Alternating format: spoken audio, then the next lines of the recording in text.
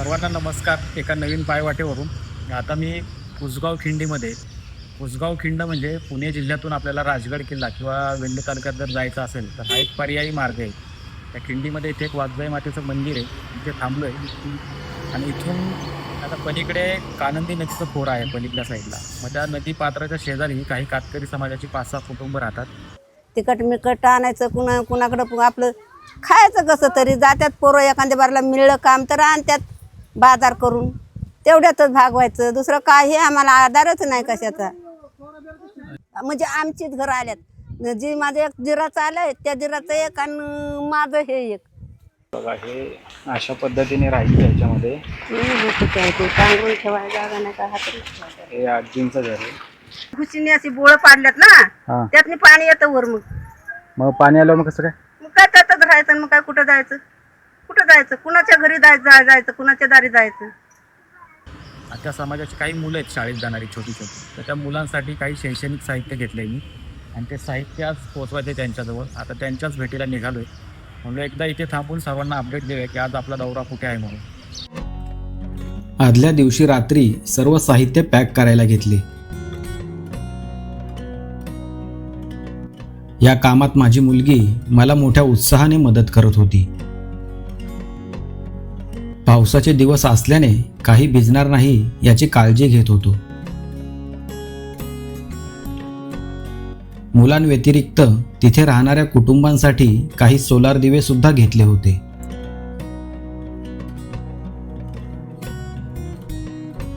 दुसऱ्या दिवशी सकाळी सर्व साहित्य बाईकवर बांधले आणि प्रवासाला सुरुवात केली.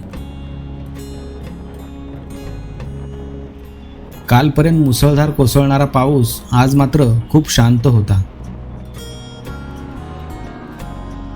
आकाशात ढगांची दाटी होती,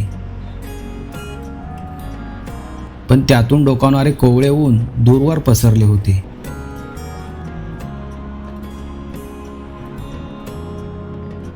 मी पुणे सातारा हायवेवरून खेड शिवापूर मार्गे कुसगाव खिंडीचा मार्ग निवडला.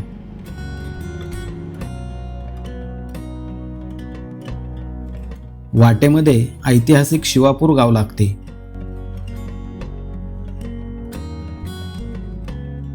याच गावातून डावीकडे जाणारा रस्ता कुसगाव खिंडीकडे जातो.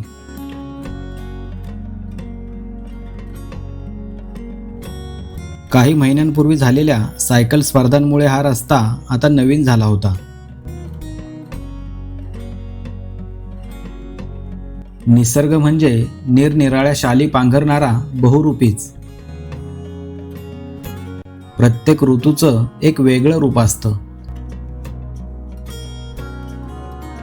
वाटेमध्ये अनेक गावं भेटत होती.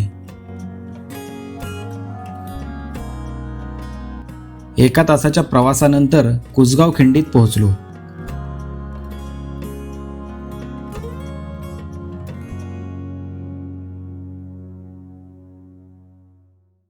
आता मी कुसगाव खिंडीत पोहोचलोय. इथे बघा समोर खिंड आहे आणि त्याच्या शेजारीच इथे मंदिर आहे एक.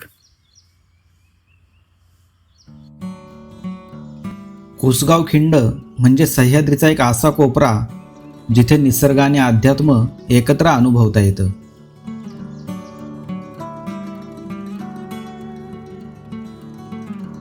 वर खिंडीतून खाली पाहिले तर हिरव्या रानात लपलेली अनेक गावं स्पष्ट दिसतात. हे बघा एवढं साहित्य बांधले. पाठीमागे एक बॅग आहे, पुढे 2 बॅग आहेत, त्यानंतर डिकीमध्ये काही साहित्य आहे. इथे खिंडीमध्ये हे मंदिर आहे बघा. इथे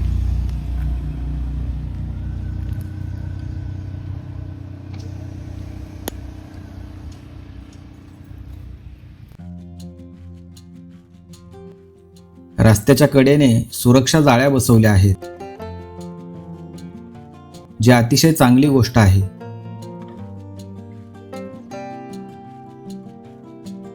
एका सायकल स्पर्धेमुळं हे सर्व घडलं होतं.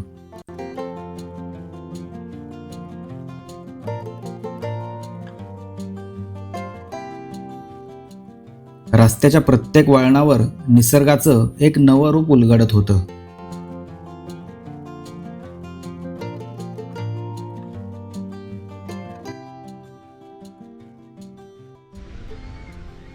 भाताची रोपं एवढे आलेत आणि पाऊस परत गायब झाला. आता बघा जुलै महिन्यात एवढं प्रखर ऊन पडले आणि रोपं असे आल्यात आणि खासरं पूर्ण कोरडी पडल्यात.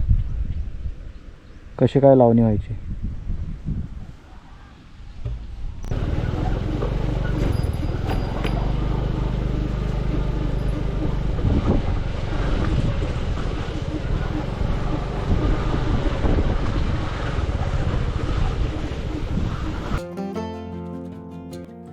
दोन तासांच्या प्रवासानंतर गुंजवणी नदीजवळ पोहोचलो.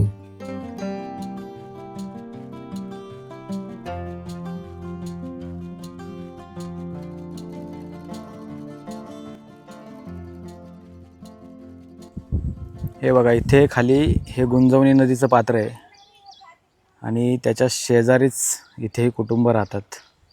ही खाली घरं दिसत असतील आणि ही शाळेची मुलं आहेत ती ज्यांच्याबद्दल मला समजलं होतं. आता यांच्यासाठीच हे सर्व साहित्य घेऊन आलो आहे मी.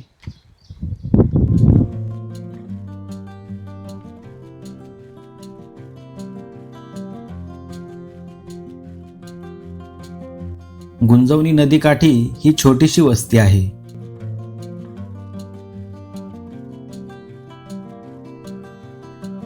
वस्ती खूप शांत वाटली.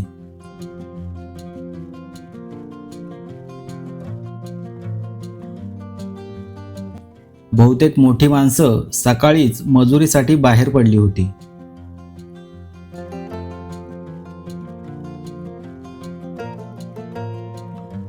मी येणार याची कल्पना या मुलांना सरांनी आधीच दिली होती. इथे या. शाळेत कोण कोण जाते इथे या. कोण कोण. तू जातो शाळेत. कितवीला आहे तू. आणि तू तू चौथीला. तू बाळा. हा हा कितवीला आहे. मग तुम्ही चौघच आहे का. नाव सांगा बरं तुमची मला. जोरात सांग जोरात. कार्तिक. पूर्ण नाव सांग. कार्तिक दादा घोगरे. कार्तिक दादा कोकरे. घोगरे. कार्तिक दादा घोगरे. तुझं. रोहित अनिल घोगरे. रोहित अनिल घोगरे. प्रेम अनिल घोगरे. प्रेम अनिल घोगरे. आणि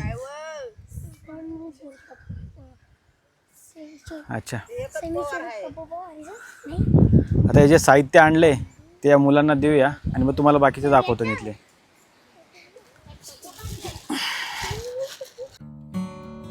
त्यांच्या चेहऱ्यावरचे ते निरागस भाव आणि माझ्या हातातील त्या पिशवीकडे कुतूहलाने पाहणारे ते छोटे छोटे डोळे पाहण्यासारखे होते.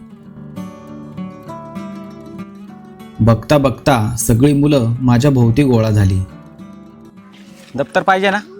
अजून रेनकोट पाहिजे. खूप खुश झाला ना तू.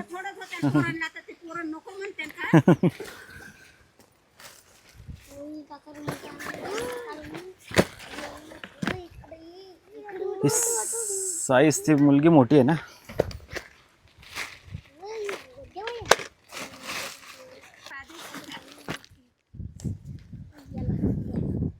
पकडशील नाही तर एक थांब. आपण ह्याच्यात भरून देतो मग तुम्ही अडकवून थांबचाल. नाही तर अवघडणार तुम्ही एवढा उशीर.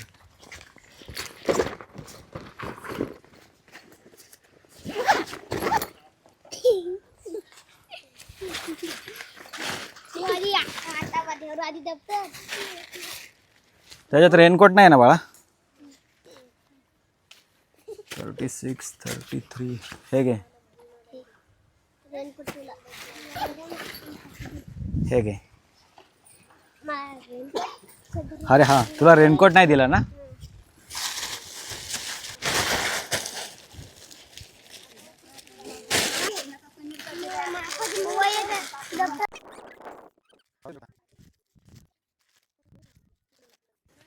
ह्या वस्तीवर आलोय मी. तर ह्या वस्तीबद्दल मला माहिती मिळाली होती. माझा मित्र इथे सोंडे महात्मा म्हणून गाव आहे वरती. त्या गावामध्ये नुकताच शिक्षक म्हणून रुजू झालेला माझा मित्र आहे लक्ष्मण म्हणून.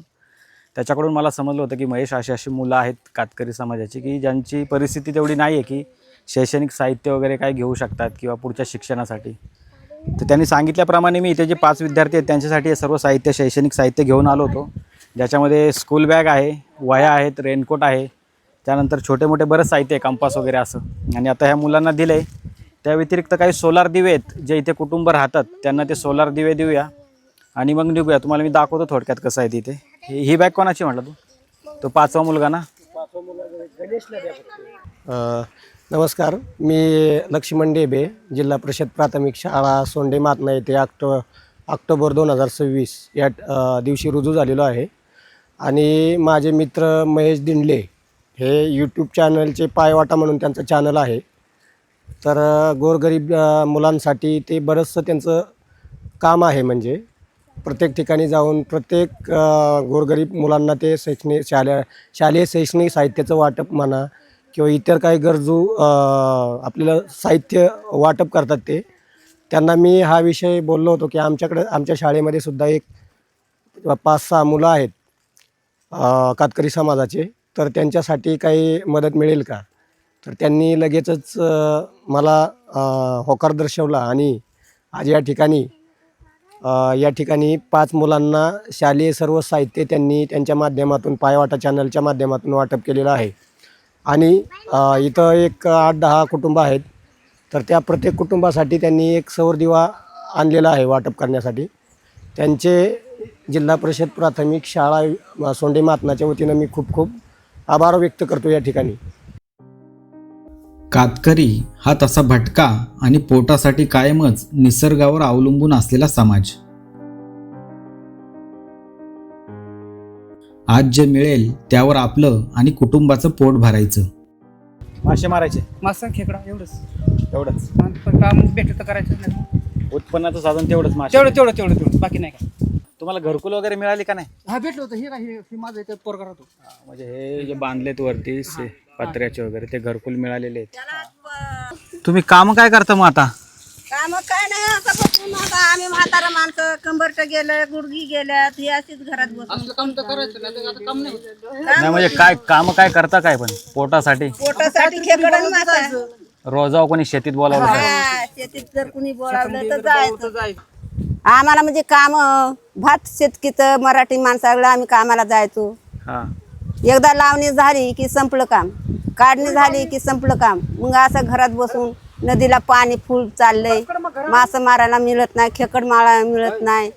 आपलं राशनचं भेटतं आम्हाला काय थोडंफार, त्याच्यावर आम्ही भेटतं पोट का? भरतो. हा? रेशनिंग भेटतं? भेटतं. मग त्याच्यावर तर आमचं चाललंय, पण तिकटाला नाही, मिठाला नाही, काय नाही. आपलं गावातनी कुठं तिकट मिकट आणायचं, कुणाकडं आपलं खायचं कसं तरी. जात्यात पोरं, एखाद्या बारला मिळलं काम तर आणत्यात बाजार करून, तेवढ्यातच भागवायचं. दुसरं काही आम्हाला आधारच नाही कशाचा. 3 पिढ्या जर गेल्यात आमच्या, 3 पिढ्या इथे 3 पिढ्या गेल्यात. माझ्या सासऱ्याचं गेलं, माझं आलंय, माझ्या पोरांचं आलंय, नातुंड परतुंड. हे आमची एकच वाडी आहे, 3 भावांचाच हे इस्तर एवढं आहे. पण पोरांना शिकवा, म्हणजे तुमच्या पिढ्या शिकल्या नाहीत, हा शिकवतो की. निदान इथून पुढच्या पिढ्यांना तरी शिकवा. हा ना, हा पिढ्याला शिकवायला हाय बरोबर आहे. पण जर ही नदी जर सारखी भरून 12 महिने चालली म्हणजे आम्ही पोट भरायचं कशावर? हा म्हणजे हा समाज एकतर मासेमारी, त्यानंतर खेकडे असं, ते पण पावसातच मिळतात. हा तेवढं विकायचं आणि मग त्याच्यावर जे काय भेटेल ते आपलं खायचं. त्याच्या व्यतिरिक्त काही उदरनिर्वाहाचं साधन नसतं. थोडंफार आता लावणी चालू होतील, म्हणजे भात लावणी. त्याच्यामध्ये मग स्थानिक जे इकडच्या गावाकरी लोक आहेत त्या शेतकऱ्यांकडे रोजाव कामाला जायचं. रोज किती भेटतो मग? देतात 400 रुपये. 400 रुपये. खोटं कशाला बोलायचं, देतात म्हणल्यावर. बरोबर. तेवढंच आपलं. आता ह्याच्या महिन्यात पाऊस पडला नाही तर एखाद्या बारला अडचण आली, तुझ्याकडे मागायचं 1000 रुपये, तुझ्याकडे मागायचं 500 रुपये, आणि आता फेडत बसायचं. बरोबर. आता ते पैसे आता फेडायचं. म्हणजे काय आम्हाला आधारच नाही कशाचा. म्हातारे माणसाला तर काहीच नाही. आता म्हातारा माझा तर पार ठकलाय. माझं हे गुडघं दुखत्यात, हे कंबरट दुखतंय. आवळून बांधायचं आणि आपलं हिंडायचं. 4 खेकड कुठं मासं मारायचं, त्याच्यावर आपलं तिखट मीठ भागवायचं. राहायला एकात म्हणजे हिथं असं, हे बघा हिथं हे दार आहे, हिथून कुडून घेतले असं मोठा वाडा केलाय. पण त्यात कुटुंब 2-2, 3-3 आहेत. बाकी नाही. आणि ते पण कुडून घेतलेले आहेत. हा मध्ये मध्ये असं सगळे वेगवेगळे झालेले आहेत. हा, आमच्यात काय आहे, तुमच्यात जे ऐक रे, तुमच्यात म्हणजे जागा आहे, जमीन आहे, चाकर नोकर आहेत, कुठं गुरंढोर आहेत, कुठं काही पण आहे. आमच्यात काय पाय ठेवायला जागा नाही आम्हाला. काय पण इथे राहणाऱ्या कुटुंबांना त्यांच्या घरांसाठी या गावाने आपली जमीन दिली आहे. अशा गावांचं खरं तर कौतुक व्हायला हवं. या कुटुंबांना आता घरकुलं देखील मिळाली आहेत.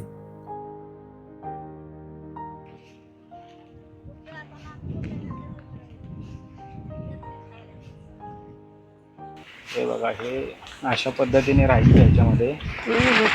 पांघरून ठेवायला जागा नाही का हातरी ठेवायला. हे आजींचं घर आहे. बघा.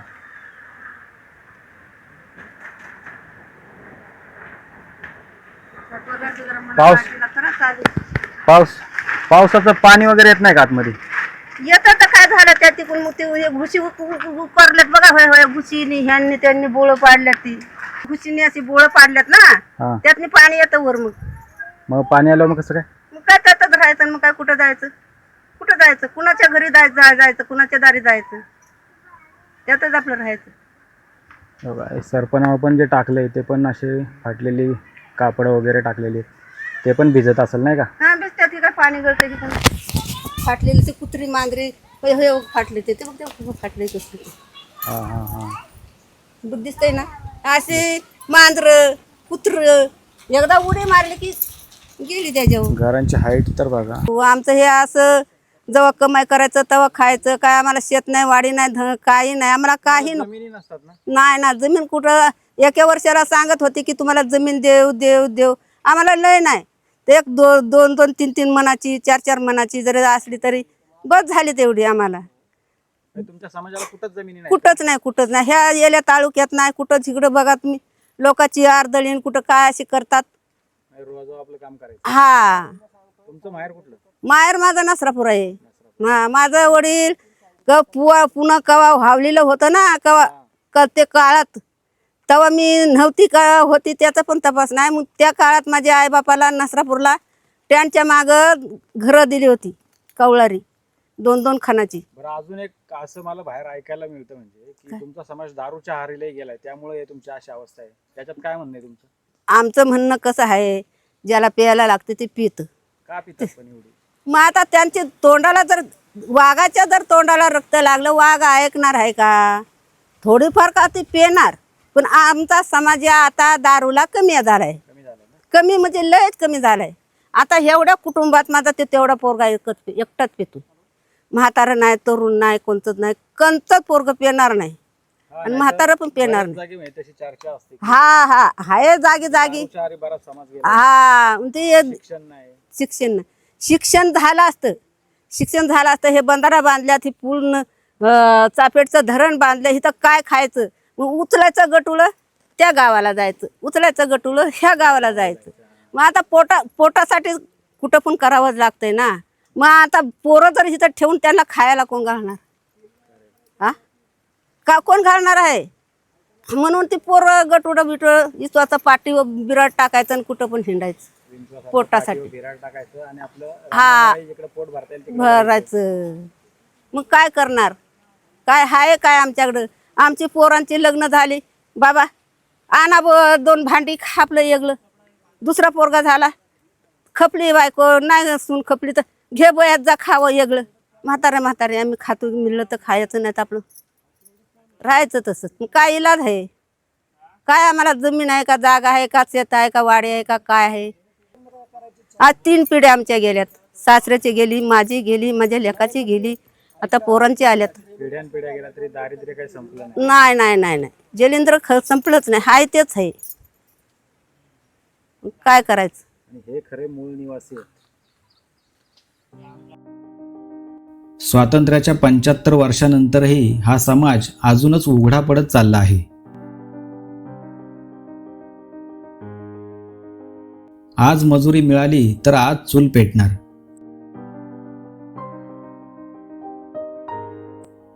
हातावर पोट असणाऱ्या या समाजासाठी मुलांचं शिक्षण हा बऱ्याचदा खूप दूरचा विषय असतो.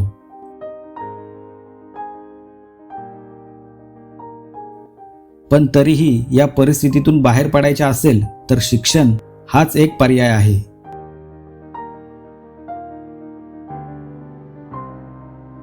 आणि तोच आशेचा किरण आज या मुलांच्या डोळ्यात मला दिसत होता.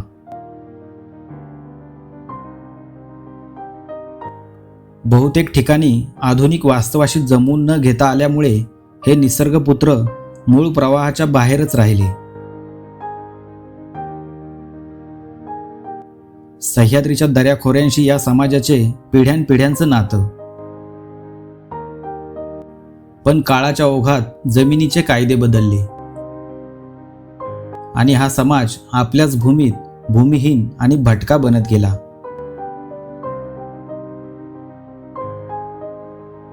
आजही या समाजाकडे ना हक्काची जमीन आहे ना उत्पन्नाचे कायमस्वरूपी साधन. पण आता हळूहळू चित्र बदलते. अभावांच्या अंधाराला भेदून या समाजातील नवी पिढी आता शिक्षणाची वाट धरू पाहते. आता गरज आहे ती आपण त्यांच्यासोबत उभे राहण्याची. मी इथल्या कुटुंबांसाठी काही सोलार दिवे घेऊन आलो होतो. काय चाललंय? काय उद्योग? काही नाही. का बरं? तब्येत बरी नाही. ते तुमचं घर आहे का? तुमचं घर कुठे? कोण आहे त्यांच्या घरात?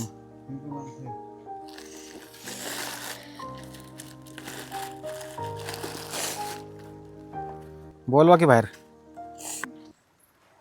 इथे बटन याला हे वरती सरकवलं की लाईट लागते. हे उन्हात ठेवलं तर याच्यावर चार्जिंग होते. व्यवस्थित वापरा फक्त. आणि पिण्याने पण चार्जिंग होईल.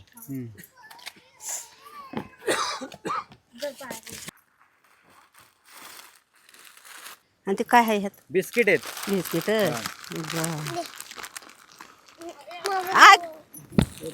ए मित्र ये ना तू. आजींना म्हणजे सांग जरा. इथे जेवढे आहेत ना कुटुंब सर्वांना द्या म्हणलो. ठीक आहे.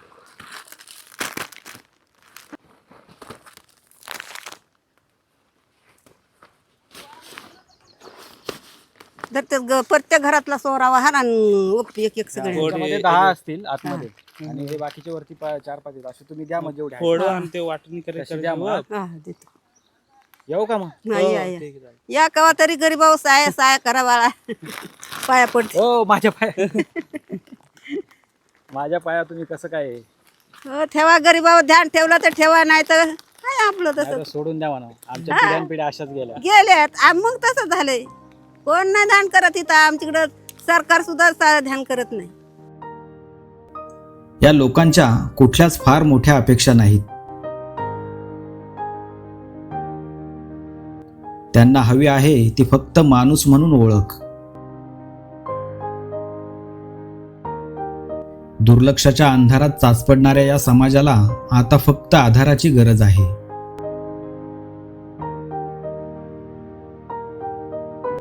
ज्याची सुरुवात इथल्या गावाने या लोकांना घरासाठी जागा देऊन केली आहे.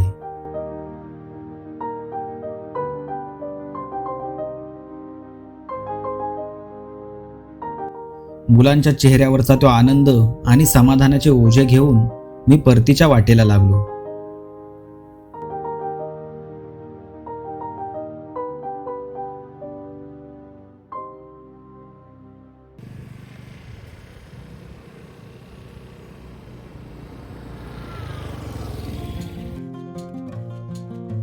घाटाची नागमोडी वळणं मागे टाकताना निसर्गाची तीच शांतता पुन्हा भेटली.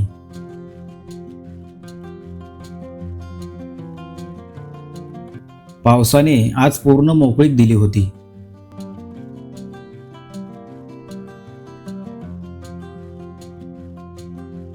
आपल्याला हा प्रवास कसा वाटला ते कमेंटच्या माध्यमातून नक्की कळवा. भेटूया अशाच एखाद्या नव्या पायवाटेवर.